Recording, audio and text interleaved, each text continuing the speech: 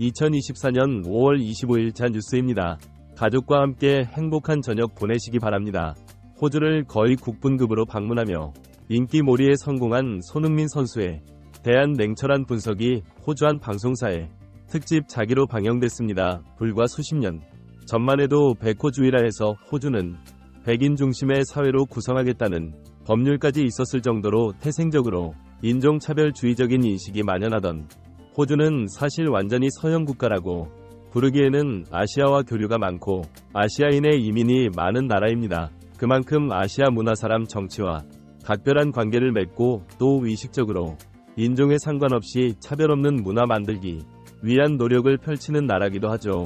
그래서 이제 이번 호주 방송사 SBS 방영한 내용은 우리가 볼 때 속 시원하면서도 충격적인 내용이 가득 담겨 있었습니다. 당연히 영국 내 만연한 인종차별에 대한 고발성 짙은 내용이 가득한데요. 아나운서는 단호히 선언하며 방송을 시작합니다. 손흥민이 토트넘에서 100년을 노력해도 절대 케인보다 뛰어난 대우를 받을 수 없다고요.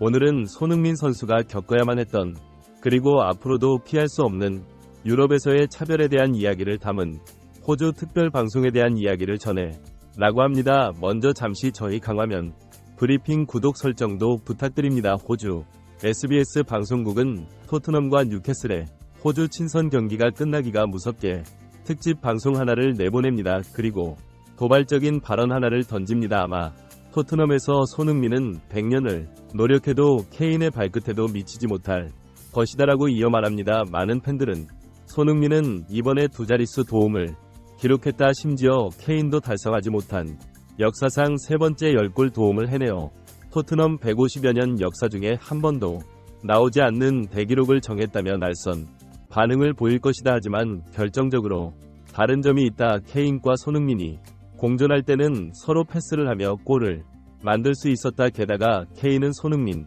외에도 모든 선수들이 케인에게 공을 배급하고 있다. 하지만 손흥민은 혼자서 골을 만들어내야만 한다. 지금의 토트넘은 손흥민이 패스를 하면 클롭, 세스키, 메디슨과 존슨이 슛을 하기 때문에 골이 들어가지 못한다. 손흥민 혼자 축구도사 노릇을 해야만 했던 이유가 바로 이런 쓰레기 같은 플레이를 하는 동료들 때문이다. 미는 앞으로도 토에서 절대로 케인을 넘지 못할 것이라고요. 아마 지금 여러분 모두 고개를 끄덕일 것 같은데요. 앵커는 이어 말합니다. 또 절대로 갈 수 없는 부분이 있다. 잉글랜드에서 백인도 영국인도 아닌 손흥민이 설 자리는 지극히 한 정적이다. 영국이 지독할 정으로 차별이 많은 나라라는 것을 떠올린다면 손흥민이 지금 이 자리에 있는 것은 기적과도 같은 일이다 라고요. 실제로 손흥민이 리그의 대표 선수로 영국 축구의 격을 높여주고 수천 학원의 수입을 벌어들이고 있어도 득점왕을 해도 늘 팀과 을 위하는 말을 하고 동료를 알뜰살뜰 챙겨도 다 소용없고 부드럽 일이었다는 생각이 되는 일은 한두 번 일어난 게 아닙니다. 왜냐고요? 동양인이 그렇게 대단한 성과를 내도 그렇게 충성심을 보이며 멋진 인성을 자랑해도 안 되는 건 안 되는 것 같은데요. 사실 손흥민을 향한 인종 차별은 뿌리 깊은 역사가 있습니다. 갈색 폭격기 차범 감독은 한 방송에서 감독님은 유럽에서 인종차별 당한 적이 없으시냐 질문에 이렇게 말합니다. 골 많이 넣으니까 좋아하던데 우측에 소리처럼 했지만 그 안에 분명하니 담긴 발언이었습니다. 언어도 문화도 지금보다 더 통하지도 않고 들어본 적도 없는 나라 한국에서 와서 열심히 뛰는 선수에게 누가 관심이나 가졌을까요? 그런데 시간이 이렇게 흘러도 손흥민을 향한 시기와 질투, 경계와 인종차별은 끊임이 없습니다.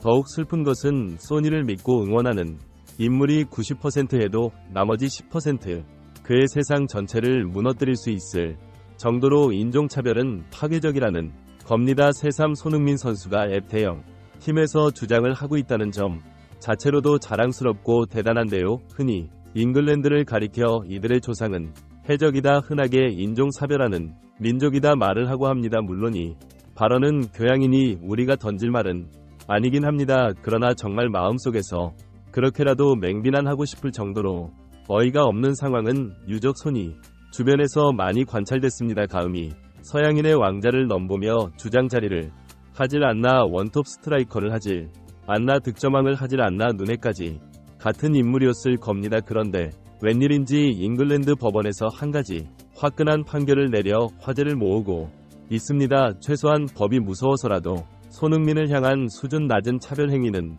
줄어들 것이라는 생각이 드는데요. 영국 현지 매체 미러는 지난봄 토트넘과 크리스탈 팰리스의 경기에서 손흥민에게 인종차별 행위한 관중에게 3년간 국내의 모든 축구 경기 관람 금지 처분이 내려졌다. 최초 가벼운 훈방 조치에 끝날 수 있었던 처벌이 영국 검사를 끈질긴 수사와 기소 덕분에 여권 압수하는 최고 조치의 처벌로 이어질 수 있었다라는 특정 보도로 합니다. 더불어 가해자의 신상과 내용도 소상히 밝힙니다. 보도에 따르면 해당 관의 이름은 만 44세의 로버트 갈랜드. 그는 당시 경기 막판 손흥민이 교체돼 벤치로 걸어나갈 때 손흥민을 향해 양손으로 눈을 찌는 행위를 했는데 이 모습이 중계 카메라에 고스란히 잡히며 경찰 수사를 받게 됐던 겁니다. 사실 어떤 분들은 이게 뭐 그리 대수인가 하실 수 있습니다. 하지만 행위 그 자체가 아니라 그 내면에 담긴 무시와 차별의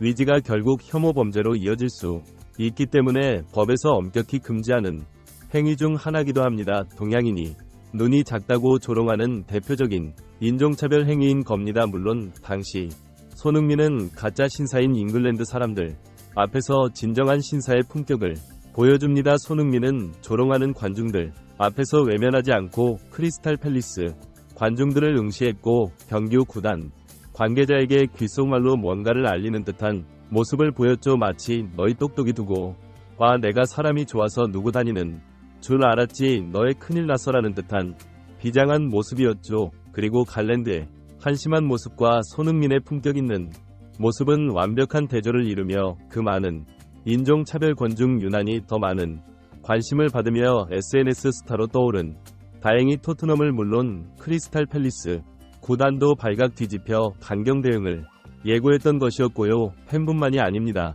현지 TV서 가까운 차별 발언으로 손흥민의 가슴에 비수를 꽂은 건데요. 벌써 지난 시즌에만 세 번째 일이었습니다. TV 설가 마틴 타일러는 77세의 전형적인 영국 백인 마인드로 손흥민이 태클로 공을 잘 끊어내자 무울하고 있는 것 같다라는 발언을 했는데요. 별것 아니라고 생각하실 수 있지만 성룡 영화 같다, 동양인들은 무술을 한다, 많은 냄새난다 등등 가벼운 발언도 뿌리 깊은 인종차별에서 나온 말이라는 것을 볼 때 상당히 심각한 발언이죠. 그런데 더욱 서글프고 심각한 것은 손흥민은 팀 내부에서도 잉글랜드 패거리와 그자들에게 차별받는 일도 허다해왔다는 점입니다. 얼마 전까지 전력의 취급을 받으며 사실상 토트넘에서 방출 통보를 받았지만 케인의 애완 선수로 차출돼 독일 바이은 미에서 에이스 대접을 받고 있는 에릭 타이어도 손을 알게 모르게 차별하고 낮잡아 보기도 했고요. 하지만 손흥민 선수는 절대로 이런 대접을 받을 선수는 아닙니다. 우선은 올 시즌 케인이 떠난 토트넘의 공격진에 빈자리를 채우며 맹활약했습니다. 요리스가 떠난 리더십 공백도 차기 조장으로 담당하며 토트넘을 원팀으로 뭉치게 만들기 위해 엄청난 노력을 쏟았죠. 공격에서는 최전방 공격수로 포지션을 바꾸는 과정에서도 뛰어난 기량을 선보입니다. 전반기 당시에는 엄청난 활약을 선보이며 전반기 베스트 11에 선정되기도 했고요. 당시 11골을 넣었던 손흥민은 글로벌 축구 매체 골닷컴으로 앱 전반기 베스트 11 중 한 명으로 선정됐는데 343포에 선정된 11명의 선수 중 왼쪽 미드필더로 이름을 올렸죠. 당시 기자는 손흥민은 마무리에 있어서 타의 추정을 불허하는 선수다. 특히 빅 매치에 강하고 여전히 최고의 선수다. 1992년생으로 상대적으로 나이가 있지만 토트넘에 아직 대체 불가한 공격수다라며 손흥민에 대한 호평을 쏟아냈죠. 아시안컵으로 이탈하며 몸과 마음을 다쳐 조금씩 페이스가 떨어진 안타까운 일도 있었습니다. 아시안컵에서 우승 트로피를 들어올리지 못하고 돌아온 손흥민은 이후 조금 고전하며 득점 페이스가 떨어졌지만 그럼에도 토트넘에 필요한 순간에 득점을 터뜨리며 리그 17골을 성공시키며 토트넘 구단 멱살을 잡고 위에 위치한 팀을 굳세게 지켜냈죠. 이런 그를 향해 포스 감독은 그의 주장으로 임명한 것은 대단한 이변도 아니다. 주장 임명 첫날부터 너무나 자연스러운 자리인 것처럼 느꼈다. 이런 직함을 얻으면 무게가 크다고 느낄 법도 한데 손흥민은 오히려 그의 성과가 훌륭했고 새로운 수준에 도달했다고 생각한다고 잘을 보내기도 했고요. 이처럼 손흥민은 스스로가 뛰어난 선수입니다. 그리고 그 멋 하나로 지한 선수 반열에 올라가고 있죠. 잉글랜드의 특유의 차별이 아니었다면, 소속팀이 토트넘이 아니었다면 하는 아쉬움이 있지만요. 손흥민 선수가 어떤 생각을 하고 있는지 모르겠습니다. 그러나 늘 제 생각은 동일합니다. 언제 어디서든 자신을 제대로 대우해주고 또 많은 기회를 줄 수 있는 팀에서 행복 축구 했으면 한다는 점입니다. 손흥민 선수 뉴스를 보는 일이 즐거웠는데 요즘은 참 안타깝고 힘들어지고 있습니다. 냉정히 판단해야 됩니다. 호주 방송에서 지적한 것처럼 솔직히 말해서 손흥민은 케인을 뛰어넘지 못할 겁니다. 인정할 건 인정해야 하는 부분입니다. 동시에 마음이 릅니다. 그동안 소니가 견뎌내야만 했던 불만과 불편함이 이런 것들이었다 싶어 미안한 마음이 들거든요. 소니는 늘 실력으로 답해야 한다고 말해왔는데 구라파 한가운데 영국 사람들 사이에서 남들보다 2배, 3배 열심히 해야만 했던 것 같아. 또 그렇게 해도 결국 넘을 수 없는 산을 발견했을 때 얼마나 힘들었을지를 생각하면 슬퍼지. 오는 여름부터는 소니에게 더 즐겁고 기쁜 일이 가득할 수 있도록 스스로도 몸 건강 마음 건강 잘 챙겨 행복 축구하기 바라며 오늘 영상 마치겠습니다. 저희 광화 브리핑 구독 좋아요도 부탁드리고요. 시청해주셔서 감사합니다.